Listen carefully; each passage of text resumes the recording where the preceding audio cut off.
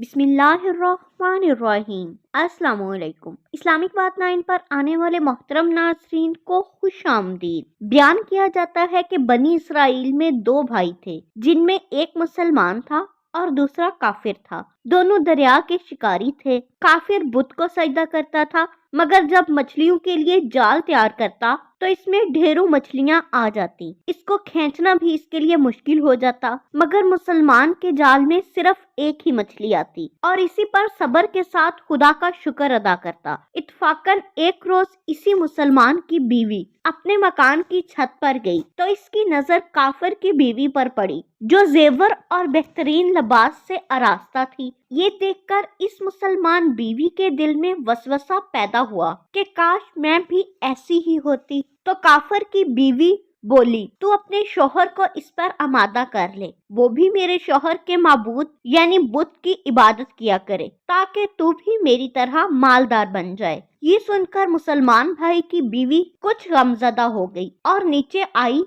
जब इसका शोहर घर आया तो इसने बीवी का हाल पूछा। मुतगय्यर देखकर दरियाफ्त किया, आखिर क्या बात है जिससे तू इस कदर गमजदा मालूम होती है। तो वो कहने लगी, बस मियाँ, या तो तुम मुझे तलाक दे दो या अपने भाई के माबूद की इबादत शुरू कर दो। ये सुनकर इसके शौहर ने कहा, खुदा की बंदी, तू खुदा से नहीं डरती? ईमान की दौलत मिलने के बाद ये कुफर की बातें करती है। तो औरत बोली, बस मुझसे अब ज्यादा बातें ना बनाओ, मैं भी दूसरी औरतों की तरह अच्छा लिबास और अच्छे जेवरात पहनना चाहती हूँ। जब उस मोमिन मर्द ने देखा कि ये औरत जिद पर उतर आई है तो इसका इसरार हद से बढ़ चुका है। इसने औरत को तसल्ली दी, कहा, अच्छा घबराने की जरूरत नहीं, मैं कल से कारीगरों और मजदूरों में जाकर मेहनत करके तुझे रोजाना 2 दरहम देता रहूंगा, तो इससे अपनी हालत दुरुस्त कर लेना। ये सुनकर औरत को कुछ तस्कीन हासिल हुई और सवेरे ही वो मोमिन मर्द मजदूरी की तलाश में निकला,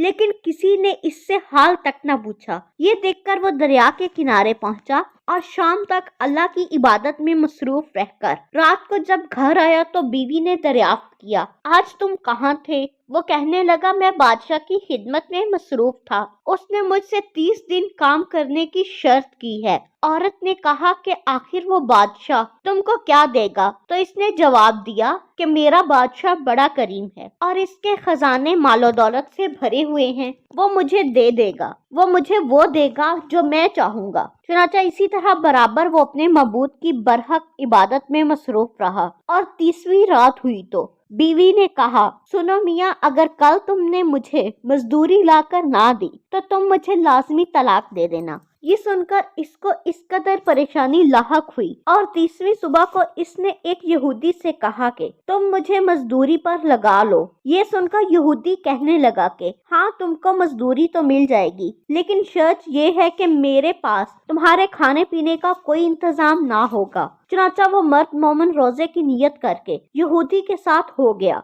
अल्लाह ताला के हुक्म से एक फरिश्ता 29 इशरफियां एक नौरानी तबाक में लेकर इसकी बीवी के पास पहुंचा और कहने लगा, मैं बादशाह का कासिद हूँ, इसने ये इशरफियां लेकर मुझको तेरे पास भेजा है और फरमाया कि ये तेरा शौहर हमारे पास काम में था, हमने इसको ना छोड़ा यहाँ तक कि इसने हमको छोड़ दिया और यहूदी के पास चला गया। अगर वो हमारा काम करता तो हम इसको और ज्यादा उजरत देते, बस ये एक इशरफी की कमी इसी वजह से है। चुनाचा वो औरत इन इशरफियों में से एक इशरफी लेकर बाजार गई। सुनार ने इसकी 1000 कीमत औरत के हाथ में रख दी और शाम को वो मर्द मोमिन घर वापस लौटा तो औरत ने इससे दरियाफ्त किया कि आज तुम कहाँ थे? इसने जवाब दिया कि मैं एक यहूदी के काम पर गया हुआ था। तो बीवी कहने लगी कि आखिर बादशाह की खिदमत तर्क क्यों कर दी? तुम दूसरों की खिदमत क्यों करते हो? फिर इसको शर्फियों का वाकया सुनाया, जिसको सुनकर वो मोमिन मर्द रोते रोते बेहोश हो गया और जब इसको होश आया तो बीवी से कहने लगा,